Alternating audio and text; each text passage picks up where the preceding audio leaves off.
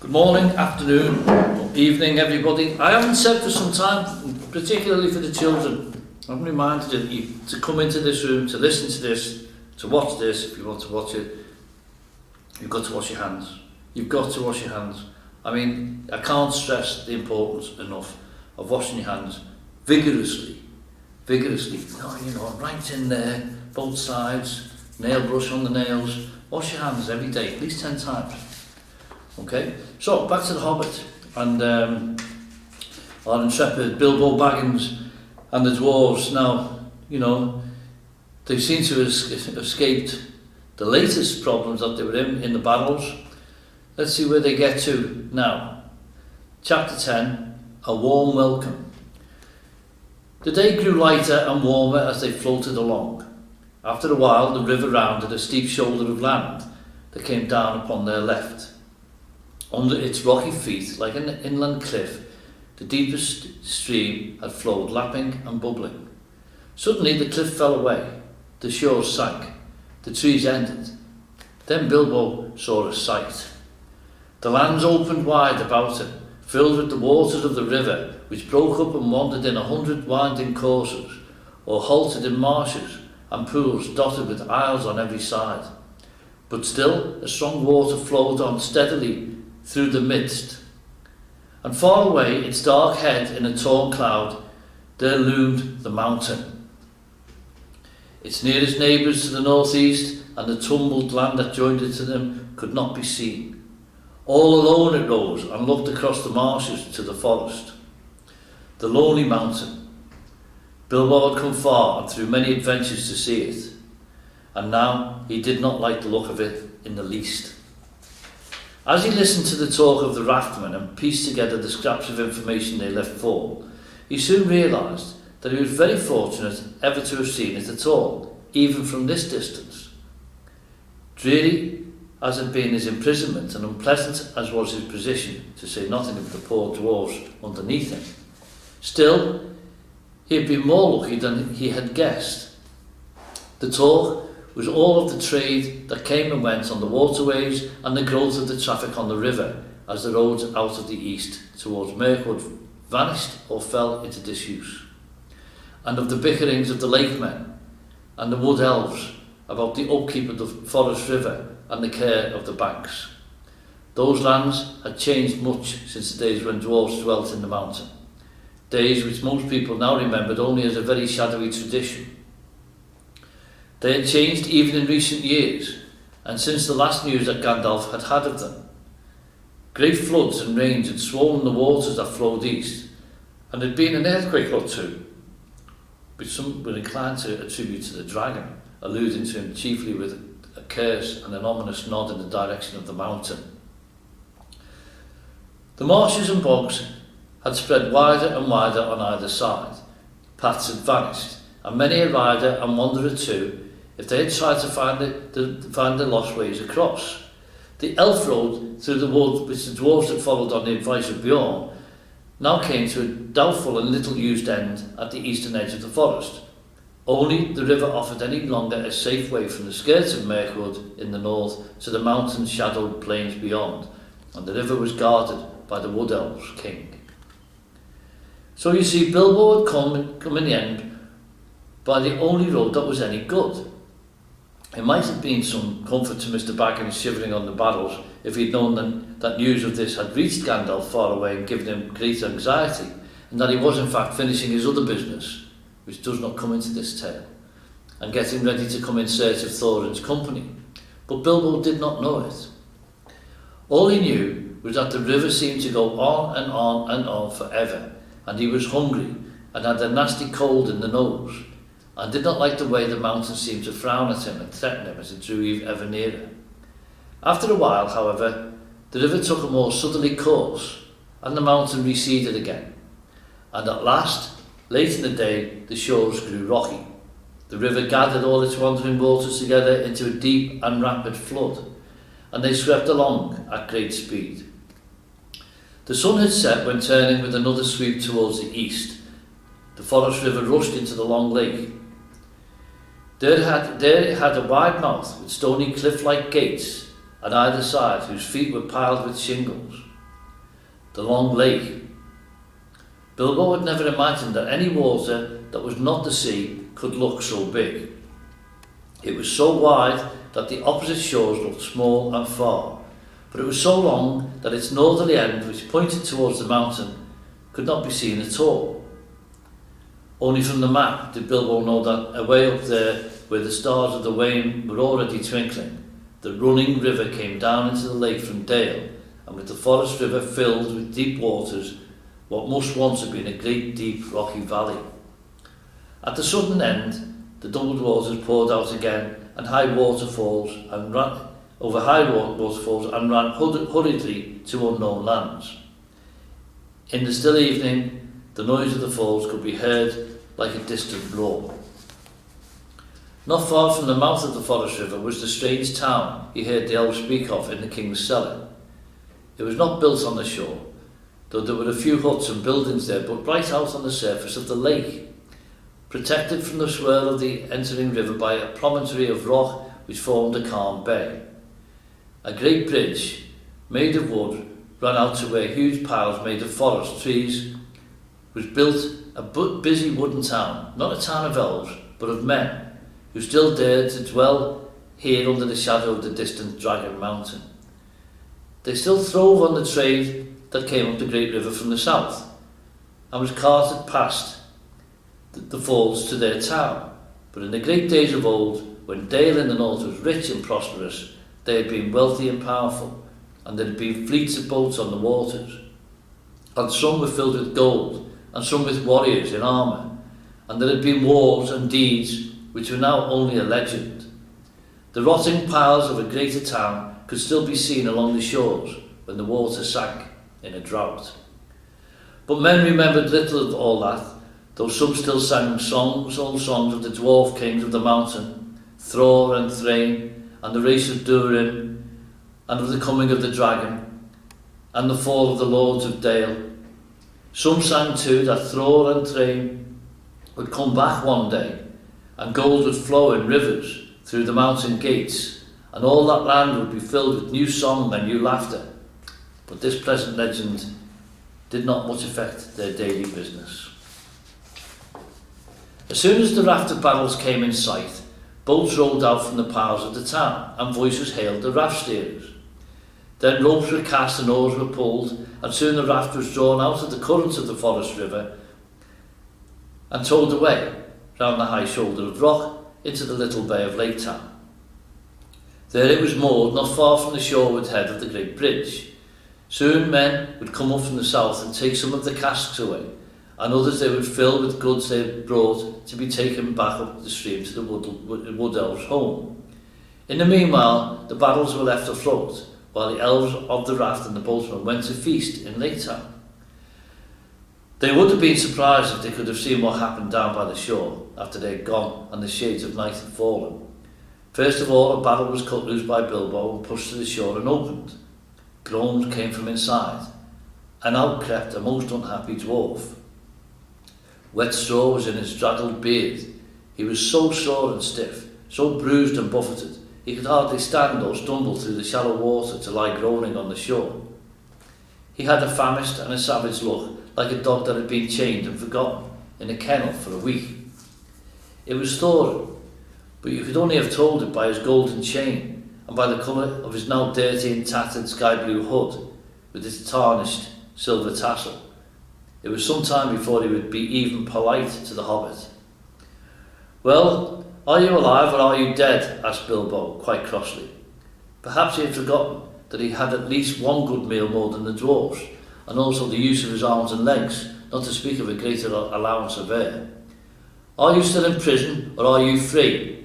If you want food, and if you want to go on with this silly adventure, it's yours after all and not mine. You had better slap your arms and rub your legs and try and help me get the others out while there is a chance." Thorin, of course, saw the sense of this, so after a few more groans he got up and helped the Hobbit as well as he could. In the darkness, floundering in the cold water, they had a difficult and very nasty job finding which were the right barrels. Knocking outside and calling, only discovered about 6 dwarves that could answer. These were unpacked and helped ashore, where they sat or lay muttering and moaning. They were so soaked and bruised and cramped that they could hardly yet realise their release or be properly thanked for it. Dwalin and Balin were two of the most unhappy, and it was no good asking them to help. Biffa and Boffa were less knocked about and drier, but they lay down and would do nothing.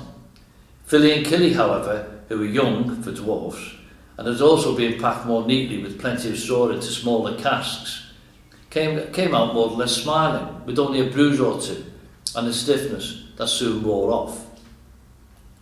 "I hope I never smell the smell of apples again," said Philly. "My tub was full of it. To smell apples everlastingly when you can scarcely move and are cold and sick with hunger is maddening. I could eat anything in the wide world now, for hours on end, but not an apple." With the willing help of Philly and Killy, Thorin and Bilbo at last discovered the remainder of the company and got them out. Poor fat Bomber was asleep and senseless. Dorry, Norry, Orry, Oin and Gloin were waterlogged and seemed only half alive. They all had to be carried one by one and laid helpless on the shore.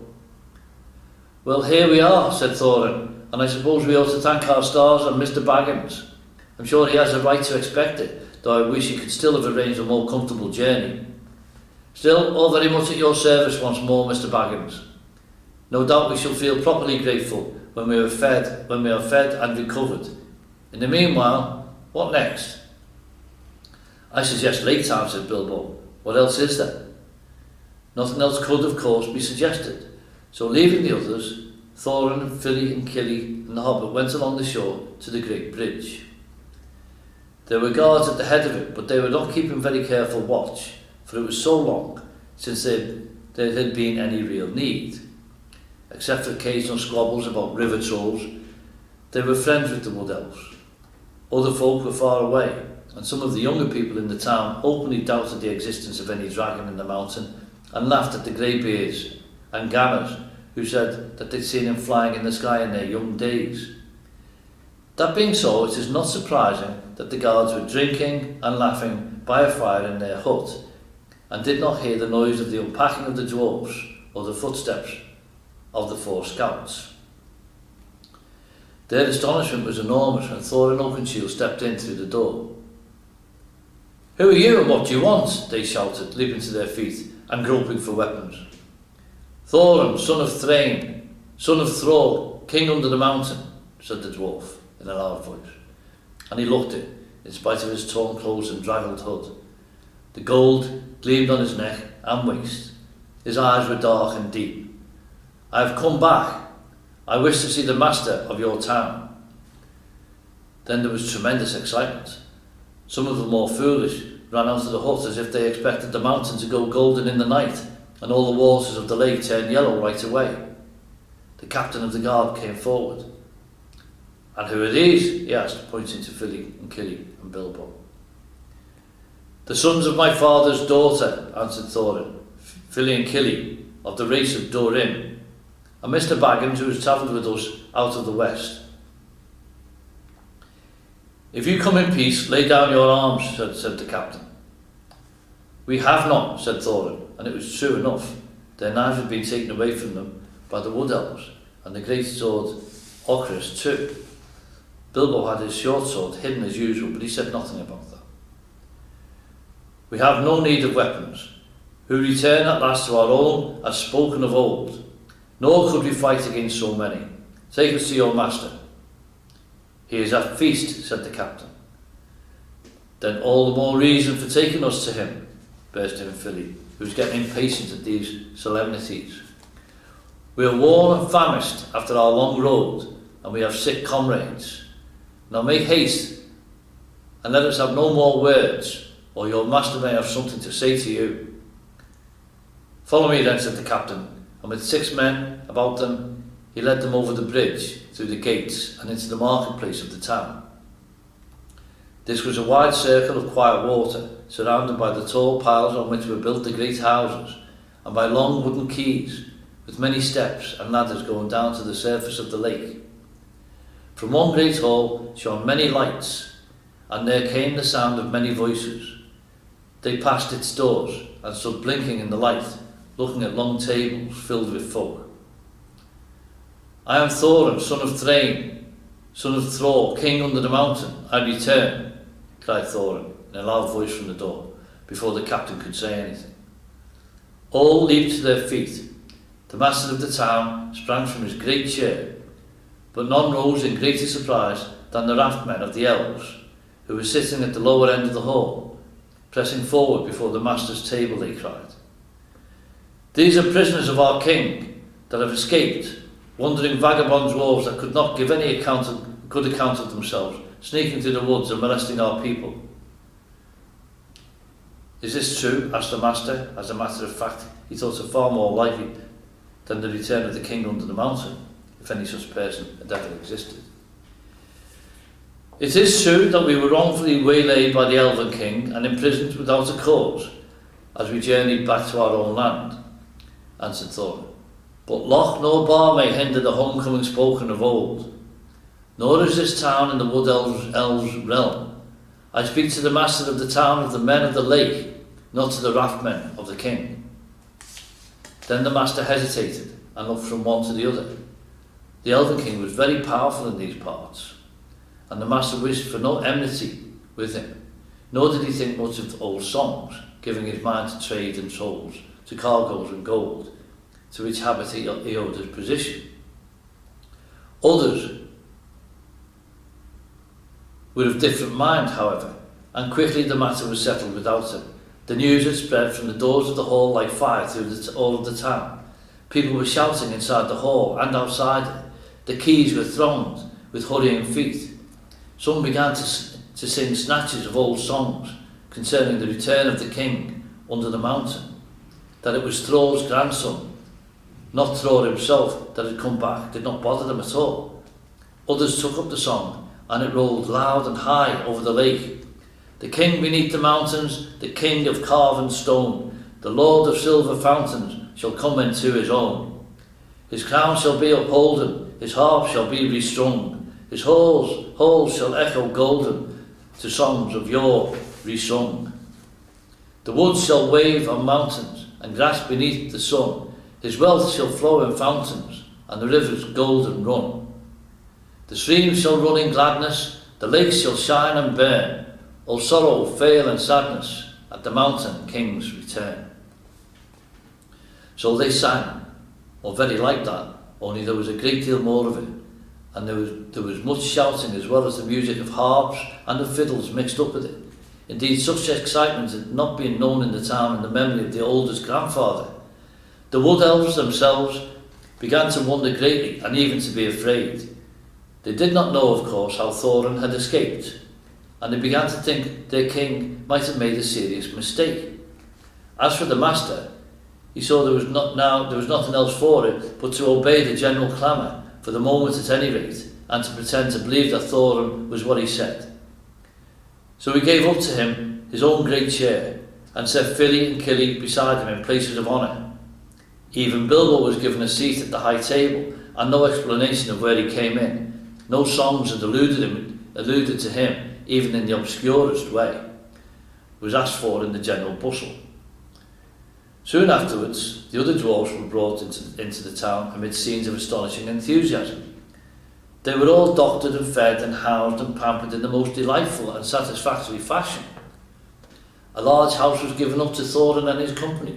Boats and rowers were put at their service, and crowds sat outside and sang songs all day, or cheered if any dwarf showed so much as his nose. Some of the songs were old ones, but some of them were quite new, and spoke confidently of the sudden death of the dragon, and of cargoes of rich presents coming down the river to Lake Town. These were inspired largely by the master, and they did not particularly please the dwarfs, but in the meantime they were well contented, and they quickly grew fat and strong again. Indeed, within a week they were quite recovered, fitted out in fine cloth of their proper colours, with beards combed and trimmed, and proud steps. Thorin looked and walked as if his kingdom was already regained, and Smaug chopped up into little pieces. Then, as he had said, the dwarf's good feeling towards the little hobbit grew stronger every day. There were no more groans or grumbles. They drank his health, and they patted him on the back, and they made a great fuss of him, which was just as well, for he was not feeling particularly cheerful. He had not forgotten the look of the mountain, nor the thought of the dragon, and he had besides a shocking cold. For 3 days he sneezed and coughed, and he could not go out. And even after that, his speeches at banquet were limited to, "Thank you very much." Cold. In the meanwhile, the wood elves had gone back up the Forest River with their cargoes, and there was great excitement in the king's palace. I've never heard what happened to the chief of the guards and the butler. Nothing, of course, was ever said about keys or barrels while the dwarf stayed in Lake Town, and Bilbo was careful never to become invisible. Still, I dare say, more was guessed than was known, though doubtless Mr. Baggins remained a bit of a mystery. In any case, the king knew now the dwarf's errand, or thought he did, and he said to himself, "Very well, we'll see. No treasure will come back through Mirkwood without my having something to say in the matter. But I expect they will all come to a bad end, and serve them right." He at any rate did not believe in dwarfs fighting and killing dragons like Smaug, and he strongly suspected attempted burglary or something like it, which shows he was a wise elf and wiser than the men of the town, though not quite right, as we shall see in the end. He sent out his spies about the shores of the lake and as far northward towards the mountains as they would go, and waited. At the end of a fortnight, Thorin began to think of departure. While the enthusiasm still lasted in the town, was the time to get help. It would not do to let everything cool down with delay, so he spoke to the master and his counsellors and said that soon he and his company must go on towards the mountain. Then for the first time the master was surprised and a little frightened, and he wondered if Thorin was after all really a descendant of the old kings. He had never thought that the dwarves would actually dare to approach Smaug, but believed they were frauds who would sooner or later be discovered and be turned out. He was wrong. Thorin, of course, was really the grandson of the king under the mountain, and there is no knowing what a dwarf will not dare and do for revenge or the recovery of his own. But the master was not sorry at all to let them go. They were expensive to keep, and their arrival had turned things into a long holiday in which business was at a standstill. Let them go and bother Smaug, and see how he welcomes them, he thought. Certainly old Thorin, Thrain's son, Thor's son, was what he said. You must claim your own. The hour is at hand, spoken of old. What can we offer shall be yours, and we trust to your gratitude when your kingdom is regained. So one day, although autumn was now getting far on, and winds were cold, and leaves were falling fast, 3 large boats left Lake Town, laden with rowers, dwarves, Mr. Baggins, and many provisions. Horses and ponies had been sent round by circuitous paths to meet them at their appointed landing place. The master and his counsellors bade them farewell from the great steps of the town hall that went down to the lake. People sang on the quays and out of windows. The white oars dipped and splashed, and off they went, north up the lake on the last stage of their long journey. The only person thoroughly unhappy was Bilbo. End of chapter 10.